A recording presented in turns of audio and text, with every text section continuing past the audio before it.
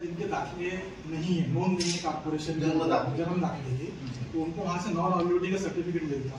उसके बाद में एफिडेविट 3 एफिडेविट पेपर में जाहिरात देना पड़ता है, किसी को आपत्ति दर्ज है क्या 1 महीने के अंदर में, वो पूरी पेपर की कटिंग कॉपी सब सबमिट करे उन्होंने तहसील के अंदर में। अब तहसील से उनको नायब तहसीलदार ने ऑर्डर दे दिया, नायब तहसीलदार ने ऑर्डर दिया, वो जमा कर उन्हें कारपोरेशन ने उनको दाखिला दे दिया। ठीक है, तो यहाँ तक सही था। अब पूर्व खासदार किरीट सोमैया ने आरोप लगाया कि अमरावती जिले के अंदर में बोगस प्रमाण पत्र दिए गए रोहिंग्या, बांग्लादेशी, पाकिस्तानी। तो तत्कालीन जिलाधिकारी सौरभ कटियार ने एक एसआईटी गठित करी, 14 तहसीलदारों और 5 एसडीओ को उसके अंदर में शामिल किया।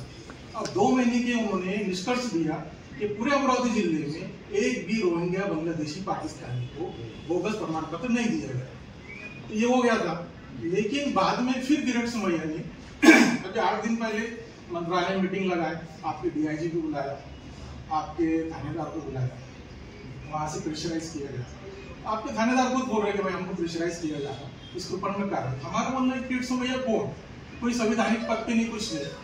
इसके बाद में ये जो है सर, तो आधार कार्ड पे सेंट्रल गवर्नमेंट का जीआर है कि ऑथेंटिक जो सर्टिफिकेट है वो जन्म प्रमाण पत्र रहेगा, तो फिर आधार कार्ड कुछ है ही नहीं। अब आधार कार्ड पे क्या हुआ कि उस वक्त में लंबी लंबी लाइनें लगा के 70 साल के बुजुर्ग, 80 साल के बुजुर्ग लाइन में थे, सब पे डाटा ऑपरेटरों ने 1-1-60, 1-1-70, 1-1-75 ऐसे डाल दिए। लेकिन वो टीसीपी जो दूसरी है, अब इन्होंने वही जो तफावत है उसको दुरुस्त करने के लिए जन्म दाखिले के लिए अप्लाई करें।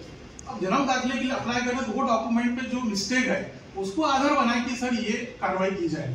अगर साहेब त्याच्यात असं झालं की आधीपासून याच्यामध्ये तहसीलदार त्याचा ऍफिडेव्हिट देत होते आणि तहसीलदारांनी दिलेले ऍफिडेव्हिट महानगरपालिका ऍक्सेप्ट करून तो दाखला देत होती, परंतु या जे 22 लोक 2300 जे लोक आहे यांच्या नायब तहसीलदारांनी ते ऍफिडेव्हिट दिल्यामुळं ते टेक्निकल मिस्टेक म्हणून ग्राह्य धरत आहे किंवा हे नायब तहसीलदारांनी का दिले असा एक त्याच्यातला मोठा मुद्दा आहे।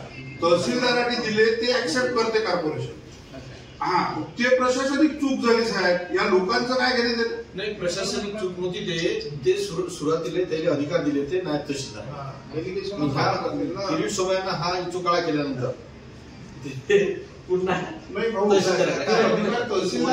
ओरिजिनली जातीचा दाखला आपल्या त्याचा दाखला देण्याचे अधिकार कोर्टाचे आहे, त्यांनी ते कलेक्टरला अधिकार दिले, कलेक्टरने ते डेलिगेट केले तहसीलदार आणि तहसीलदारांनी डेलिगेट केले नायब। ओरिजिनल कलेक्टरने द्यायला पाहिजे, पण ते हे जे तहसीलदार टू नायब तहसीलदार जे आहे ते बेकायदेशीर आहे असं यांचं म्हणणं आहे। तर की दाखला हा तहसीलदारांनीच दिला पाहिजे, पण एवढं काम असते त्याला की त्यांनी ते डेलिगेट केले। आता मी समजा दाखला घ्यायला गेलो, मला नायब तहसीलदार दाखला दिला तर मी तो एक्सेप्ट करेल, मला थोडी माहित आहे की आता काय झालं, हे 2300 दाखले सगळे हिंदू, मुसलमान, बुद्ध सगळ्यांचे दाखले, सगळ्याच लोकांचे नाही, एका झटक्यासारखी हे सगळे नायब तहसीलदारांनी दाखले पूर्ण महाराष्ट्रातून त्यांनी काढले। आता अडचण झाली की नायब तहसीलदारांनी कॅन्सल केला जातात, त्यांना पुन्हा दाखला घ्यायची गरज आहे। आता पुन्हा दाखला घ्यायची नाही मागणी, दाखले आता भेटत नाही, त्रास होत झाला, गुन्हा दाखल आणि काय झालं साहेब, त्याच्यात फार कमी अशा चुका, म्हणजे चुका नाही तसं आहे।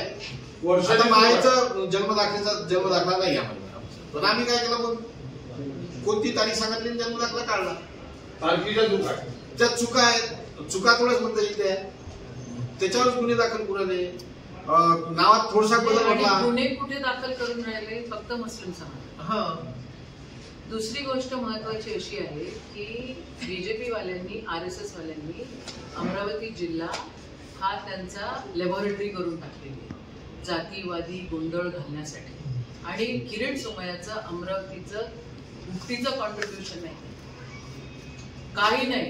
मागच्या वेळेला पण खासदार साहेबांनी प्रेस कॉन्फरन्स घेतली होती, त्याच्यामध्ये ते क्लिअर करून सांगितलं होतं, आज आम्ही परत प्रेस कॉन्फरन्स घेणार आहे की ज्या वेळेला तहसीलदार, कलेक्टरांचे अहवाल, मग आता या सरकारला एवढं पण समजत नाही ही कोणचं फक्त जातीवादी गोंधळ का सहन करणार, आम्ही नाही सहन करणार। दाखला कसं साहेब, आता समजा मुस्लिम समाजाची बाई आहे, तिचं आपण जसं कुमारी लिहितो ते बांधव लिहितात, मग त्याच्यात तो फरक पडते ना. आता बळवंत लिहायचं असतं व्ही वापरतात आणि डब्ल्यू वापरतात. व्यक्ती तीच आहे. आमचं एकच म्हणणं आहे आणि शासनाने सांगितलं आम्हाला की एकही कोणी चुकीचा दाखला असे काही वरतून असे काही डायरेक्टिव्ह झाले आहेत का? म्हणजे फक्त व्हेरीफाय करून जर त्याच्यामध्ये काही फॉर्जरी असेल, फाडाफोड असेल, काही असेल, फोर्जरी आणि मला फाडाफोड वगैरे काही tampering of document different. Tampering जर असेल तर जर ओरिजिनल डॉक्युमेंट जर आहे, जर इश्यू करणारे ऑफिस ठीक आहे. जसा असेल तर त्याच्यामध्ये काय झालं, आम्ही आज त्याच्यासाठी आलो की बा हे सगळं प्रकरण हे जे करून राहिले त्याच्यामुळे त्या गावाचं वातावरण खराब होत आलं. हे काही ना काही नवीन काही ना काही भानगडी करण्याच्या भानगडी एखादी काही भानगड झाली. आम्हाला आता ऑफ द रेकॉर्ड तुमचे जे मोठे अधिकारी आहे, नाही not off the record, on the record we will say. त्यांनी हे सांगितलं की वस्तू तुमच्या हातात किती आहे माहित नाही, वस्तू आम्हाला आहे की असं असं काही काही करा. कसं आहे की हे जाणून सुद्धा कोणी रोहिंग्या असत, पाकिस्तानी असत तर त्याला बिलकुल काढायला पाहिजे. त्या मताशी आम्ही सहमत आहे, बिलकुल काढायला पाहिजे, ठेवलं नाही पाहिजे आपल्या देशात. पण असे कोणी नसताना जाणून बुजून कोणाला टार्गेट करून शहराचं वातावरण, जसं ताईनं सांगितलं की अमरावती एक प्रयोगशाळा झाली आहे कोणतंही करायचा. मग हा पॅटर्न पूर्ण महाराष्ट्रभर लाभला म्हणून हा काही ना काही करून राहिले. म्हणून यावर तुम्ही थोडंसं एक आमचं जे शिष्टमंडळ आहे याची माहिती द्या वरतं, कारण असं आहे तुम्हाला थोडंसं लक्ष ठेवायला पूर्ण व्हेरीफाय करणार आणि ते काही पोलीस स्टेशन लेवलवर नाही होणार. आम्ही मुद्दा असा आहे हे जे दाखले अडचण असते मुस्लिम समाजामध्ये दाखले. जेव्हा शिक्षणासाठी दाखल्याची गरज पडते तेव्हा विद्यार्थ्यांचे नावं असतात, पण यांना अडचण अशी आहे की या सिनियर लोकांना दाखल्याची गरज एवढ्यासाठी पडते पगारासाठी. नाही हजला जाताना दाखल्याची पासपोर्ट साठी गरज पडते आणि तेव्हा ते टेक्निकल अडचण निर्माण होऊन राहिली. अन्यथा गडबडीचा विषयच नाही गावात. पाकिस्तानी लोक किंवा रोहिंग्या लोक असेल, आम्हाला तर आम्हीच विरोध करतो त्याचा.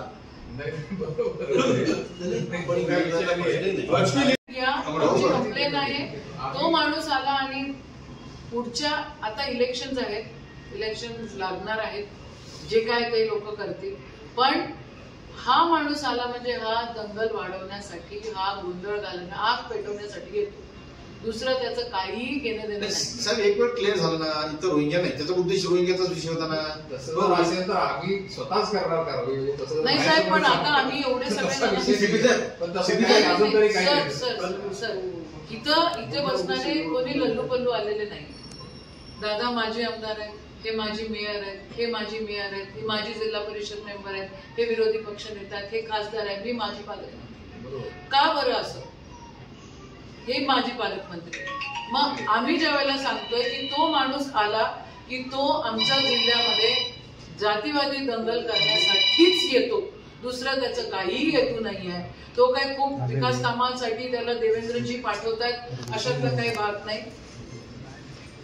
विकास कामं तो ठीक आहे, याची इथले प्रतिनिधी असते ते जे काही आहे आम्ही व्हेरीफाय त्याच्यात कोणालाही कुठल्याही निष्पाप माणसाला आमचं म्हणणं आहे की आपल्या जिल्ह्यामध्ये साहेब, आपल्या जिल्ह्यामध्ये जर काही हा माणूस येऊन गेल्यानंतर 15 महिन्यांनी 6 महिन्यांनी काय झालं तर he has to be held responsible because we are talking with experience. We are talking with experience. मागच्या वेळेला ज्या वेळेला दंगल झाली त्याला इथं बडपासाठी जायचं होतं, त्यावेळेला मीच होती पालकमंत्री.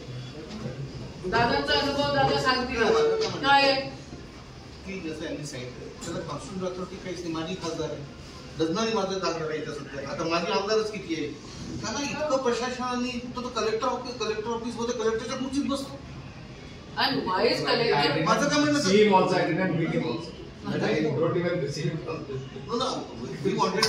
असं नाही ना. ऑफिस कडून आम्हाला आलं होतं, कलेक्टर ऑफिस कडून परंतु आम्ही त्याच्यामध्ये तफावती वगैरे ज्या आहेत, ज्या कार्यालयाने केलेल्या जे काही गोष्टी आहेत आमचे तफावत असेल, आम्ही तफावत will revert back to that. आणि त्यांचा रिपोर्ट येईपर्यंत कुठले त्यांना आम्ही हे करणार Very आम्ही good. फक्त याच्यातच करणार की ज्याच्यामध्ये फक्त आळाखोळ आणि हे केलेलं असेल टेम्परिंग ऑफ डॉक्युमेंट असेल टॅम्परिंग असेल तर ठीक आहे, समोर जागे टॅम्पर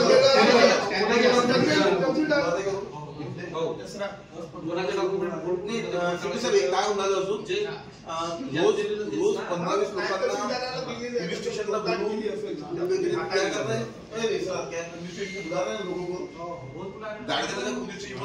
लोक म्हणजे त्यांना 2-2 तास बसवण्यात ते थोडं